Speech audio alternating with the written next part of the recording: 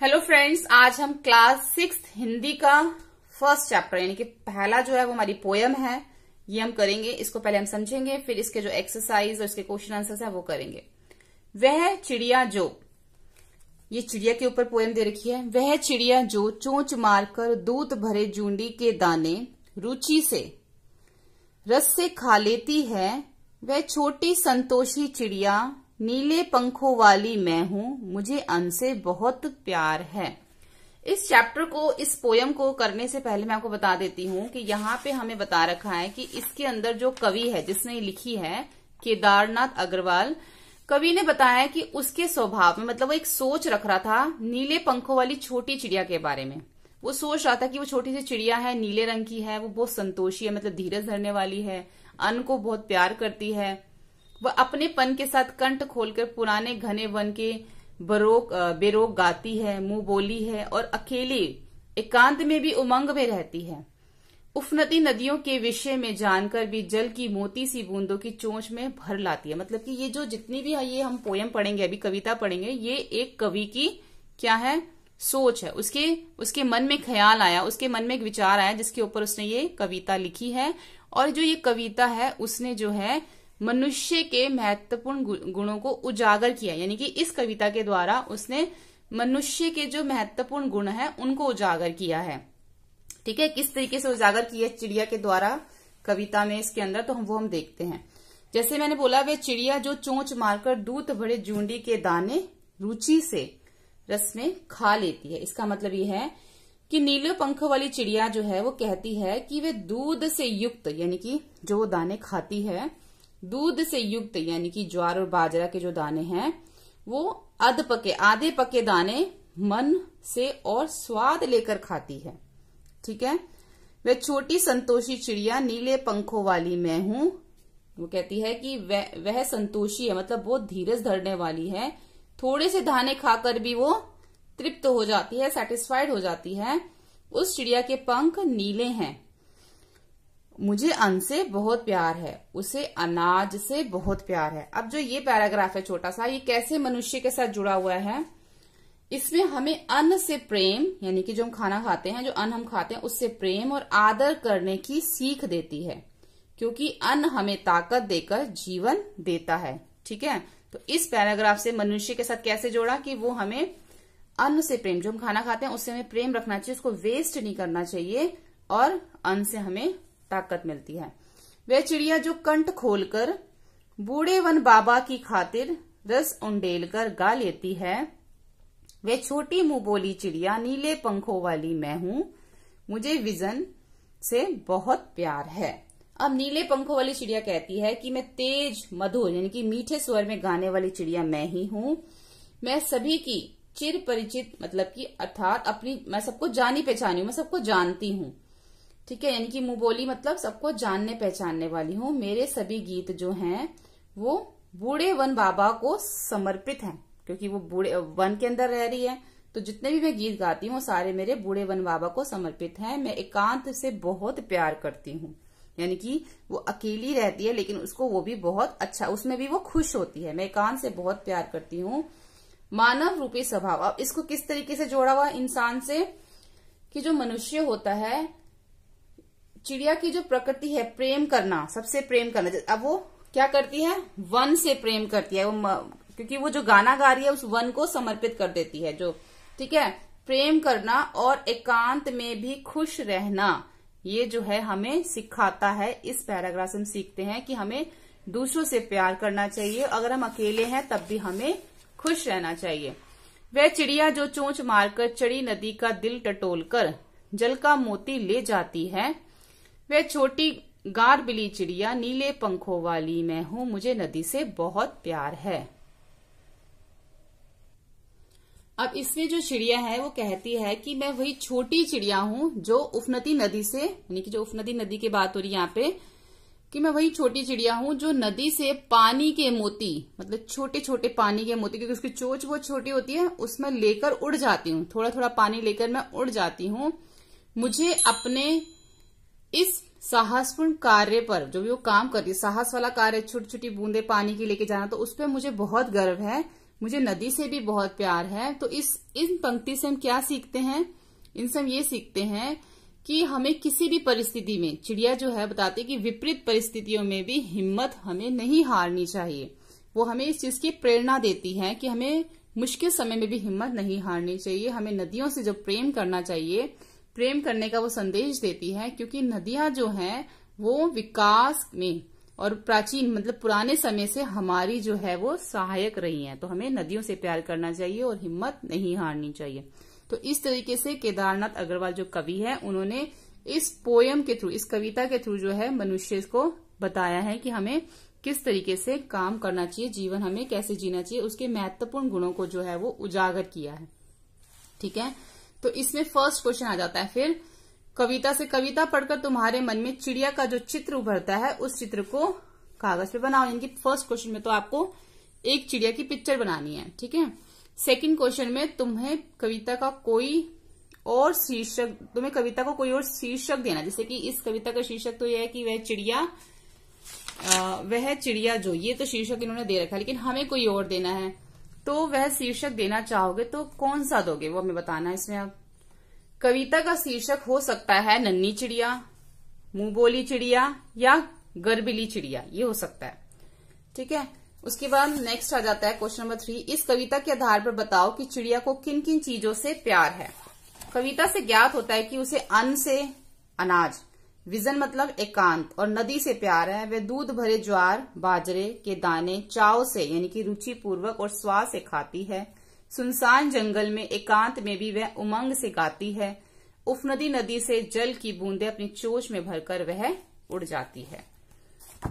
Question 4, आशय स्पष्ट करो। रस उंडेल कर गा लेती है, ये हमें इसको स्पष्ट करना है। रस उंडेल कर गा लेती है मतलब छोटी चिड़िया मधुर स्वर में गाती है, उसके स्वर यानी कि आवाज की मधुरता वातावरण में रस घोल देती है। ख है, चढ़ी नदी का दिल टटोलकर जल का मोती ले जाती है। इसको एक्सप्लेन करना है। चिड़िया अपनी चोंच में जल से भरी उफनदी नदी के बीच से पानी की बूंद लेकर उड़ जाती है। ऐसा लगता है जैसे वह नदी के हृदय से मोती लेकर उड़ी जा रही है। ठीक है, उसके बाद अनुमान और कल्पना। कवि ने नीली चिड़िया का नाम नहीं बताया, वह कौन सी चिड़िया रही होगी? इस प्रश्न का उत्तर जानने के लिए पक्षी वैज्ञानिक सलीम अलीम की पुस्तक भारतीय पक्षी देखो। इनमें ऐसे पक्षी भी शामिल हैं जो जाड़े में एशिया और उत्तरी भाग और अन्य ठंडे देशों में भारत आते हैं। उनकी पुस्तक को देखकर तुम अनुमान लगा सकते हो कि इस कविता में वर्णित नीली चिड़िया शायद इनमें से कोई एक रही होगी। नीलाकंठ,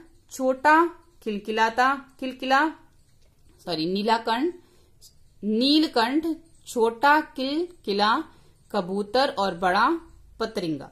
अब ये कविता में वर्णित चिड़िया संभवतः नीलकंठ है। ठीक है, ये हमने इसको अपनी तरफ से लिखा है कि हो सकता है वो नीलकंठ चिड़िया हो, जिस तरीके से इन्होंने हमें बताया है। नीचे कुछ पक्षियों के नाम दिए गए हैं, उनमें यदि कोई पक्षी एक से अधिक रंग का है तो लिखो उसके किस हिस्से का रंग कैसा है। जैसे तोते की चोंच लाल और शरीर हरा है। अब जैसे यहाँ पे मैना, कौवा, बत्तख और कबूतर दे रखे हैं, तो मैना काले रंग की होती है, उसकी चोंच पीली होती है। कौवा पूरा शरीर काला होता है। बत्तख सफेद रंग की होती है, उसकी चोंच, पांव पीली होते हैं, उसकी चोंच और पांव पीले होते हैं। कबूतर सफेद और धूसर रंग का होता है। क्वेश्चन नंबर 3, कविता का हर पद वह चिड़िया जो से शुरू होता है और मुझे बहुत प्यार है पर खत्म होता है। तुम भी इन पंक्तियों का प्रयोग करते हुए अपनी कल्पना से कविता के कुछ नए पंक्ति जोड़ो। इनकी अपनी तरफ से कविता लिखनी है आपको इस टाइप से, जो वह चिड़िया से शुरू हो और बहुत प्यार है पे खत्म हो। वह चिड़िया जो फुदफुदाकर नीले गगन की सीमा पाने पंख पसारे उड़ जाती है, वह छोटी फुर्तीली चिड़िया नीले पंखों वाली मैं हूं, मुझे गगन से बहुत प्यार है। सॉरी। वह चिड़िया जो रोज सवेरे नियत समय आंगन में तेरे तुझे उठाने आ जाती है, चू चू करती छोटी चिड़िया नीले पंखों वाली मैं हूं। ठीक है, मुझे सुबह से बहुत प्यार, यानी कि देखो हमने वही लिखा है कि वह चिड़िया है शुरू होता है, बहुत प्यार है पे खत्म, वह चिड़िया जो और बहुत प्यार है पे खत्म होता है। अब इसका फोर्थ क्वेश्चन देखते हैं। तुम भी ऐसी कल्पना कर सकते हो कि वह फूल का पौधा जो पीली पंखुड़ियों वाला महक रहा है मैं हूं, उसकी विशेषताएं मुझ में हैं। फूल के बदले वह कोई दूसरी चीज भी हो सकती है जिसकी विशेषताओं को गिनते हुए तुम उसी चीज को अपनी समानता बता सकते हो। ऐसी कल्पना के आधार पर कुछ पंक्तियां लिखो। तो ऐसी कल्पना के आधार पर हम कुछ पंक्तियां लिखी यहाँ पे। वह फूल का पौधा जो हवा झुलाता आंगन में खड़ा मुस्कुरा रहा है, खुशबू अपनी फैला रहा है, वह पीली पंखुड़ियां वाला पौधा मैं हूं, मुझे हवा से बहुत प्यार है। जैसे पहले क्या था, चिड़िया से स्टार्ट हो रहा था, अब उन्होंने बोला अपनी तरफ से आपको ये लिखना है। जैसे कि यहाँ पे फूल का पौधा जो, वह फूल का पौधा जो, यहां से स्टार्ट करना है, वह फूल का पौधा जो, ठीक है, ऐसे स्टार्ट करना है। जो पीली पंखुड़ियां वाला महक रहा मैं हूं, इस टाइप से जो लिखना है, उसकी विशेषता मुझ में है, ऐसे आगे लिखना है। वह फूल का पौधा जो हवा झुलाता आंगन में खड़ा मुस्कुरा रहा है, खुशबू अपनी फैला रहा है, वह पीली पंखुड़ियों वाला पौधा मैं हूं, मुझे हवा से बहुत प्यार है। वह फूल का पौधा जो खिलता मुरझाता पर खुशबू से नाता सदा निभाता, मुरझाने पर भी खुशबू ही देता है, वह पीली पंखुड़ियों वाला पौधा मैं हूं, मुझे खुशबू से बहुत प्यार है। ठीक है, तो यहाँ पर आगे हम इसके करते हैं। ये हमें दे रखा है भाषा की बात। पंखों वाली चिड़िया, ऊपर वाली दराज, नीले पंखों वाली चिड़िया, ये सब क्या है, ये हमें विशेषता बताए, किसकी, संख्या की विशेषता बता रहे हैं यहाँ पर हमें। तो ऐसी चिड़िया कौन सी है, पंखों वाली, दराज कौन सा, ऊपर वाला, चिड़िया नीले पंखों वाली, दराज सबसे ऊपर वाला, तो ये विशेषता है। ऐसे हमें इसकी भी लिखनी है। मोरों वाला बाग, यानी कि हम लिख सकते हैं सुंदर, सुंदर मोरों वाला बाग, ऊंचे पहाड़ों वाला घर, रंग बिरंगे फूलों वाली क्यारी, छोटे स्कूल वाला रास्ता, बहुत हंसने वाला बच्चा, या धनी मूंछों वाला आदमी। ठीक है, विशेषता तो आप अपनी तरफ से भी लिख सकते हो और ये भी लिख सकते हो आप। अब यहाँ पे भी हमें जो विशेषता ही बतानी है, इसके अंदर भी ये लिखा है, वह चिड़िया डैश जुड़ी के दाने रुचि से खा लेती। अब जो दाग दे रखा है ना, ये हमें इसके अंदर, इसके जो देखो यहाँ लिखा हुआ है, कविता के इन पंक्तियों के मोटे छापे वाले शब्द को ध्यान से पढ़ो। पहले वाक्य में रुचि से, यानी कि पहले रुचि से, खाने के ढंग की बात हो रही है ना, यानी कि जो खाने का जो तरीका है उसको एक्सप्लेन कर रही है। ठीक है, यहाँ पर हमें जो है वो विशेषता बताई जा रही थी और यहाँ पे हमें विशेषण की बात हो रही है। यहाँ पे हमें संज्ञा की विशेषता बतानी होती है, जिसको हम विशेष्य भी कहते हैं। विशेषण, ये देखो यहाँ पे लिखा हो ना, ये हमें बताना था विशेषण। ठीक है, और यहाँ पे हमें क्रिया विशेषण, यानी कि जो यहाँ पे क्रिया हो रही है, जैसे खाना जो है, खाने की बात हो रही, खाने का ढंग, वो तो क्रिया है, वो किस तरीके से रुचि लेती थी उससे, तो ये क्रिया विशेषण हो गई। रस उंडेल कर, अब रस उंडेलना क्या है, गाने के ढंग को बताता है कि जो गाना गाती थी उस तरह से गाती थी जैसे रस उंडेल रही हो, तो वो क्रिया विशेषण बता रहा है। रस उंडेलना और रुचि से, ये क्रिया विशेषण बताता। और ये हमने जो ऊपर किया था, ये हमें संज्ञा के बारे में मतलब विशेषता बता रहा था संज्ञा की, तो ये विशेषण हो गया और ये क्रिया विशेषण हो गया। ऐसे ही सोनाली जल्दी जल्दी मुंह में लड्डू ठूसने लगी, तो लड्डू मुंह में ठूसने लगी क्या है, जल्दी जल्दी, तो क्रिया विशेषण क्या है, जल्दी जल्दी। गेंद लुढ़कती हुई झाड़ियों में चली गई, लुढ़कती हुई मतलब क्रिया विशेषण। भूकंप के बाद जनजीवन धीरे धीरे सामान्य होने लगा, धीरे धीरे हो गया हमारा क्रिया विशेषण। यानी कि जो काम कोई हो रहा है ना, उस काम के बारे में जो बात हो रही है उसको क्रिया विशेषण कहेंगे। जैसे कि यहाँ पे मुंह में लड्डू जो ठूस रही है वो कैसे कर रही है, धीरे या जल्दी, तो जल्दी कर रही है। जो गेंद लुढ़क रही है वो कैसे लुढ़क रही है, सॉरी, गेंद जो है वो झाड़ियों में चली गई, कैसे चली गई, लुढ़कती हुई चली गई, तो ये क्रिया विशेषण हो गया। अब भूकंप के बाद जो जनजीवन है वो सामान्य हो रहा है, एक काम हो रहा है, सामान्य हो रहा है, तो वो धीरे धीरे हो रहा है, तो धीरे धीरे हमारा क्रिया विशेषण हो गया। कोई सफेद सी चीज धप से आंगन में गिरी, कोई चीज गिरी है, गिरी मतलब क्रिया, और कैसे गिरी, धप से गिरी, तो क्रिया विशेषण। टॉमी फुर्ती से चोर पर झपटा, अब टॉमी जो है वो झपटा है, झपटा एक क्रिया है, और कैसे झपटा, फुर्ती से, तो क्रिया विशेषण हो गया। तेजिंदर सहम कर कोने में बैठ गया, बैठा कैसे, सहम कर, तो सहम कर हमारा क्रिया विशेषण। आज अचानक ठंड पड़ गई, अचानक क्या है हमारा क्रिया विशेषण। ठीक है, तो यहाँ पर जो है हमारी हमारा ये चैप्टर 1 पोयम जो है वो कंप्लीट हो जाता है।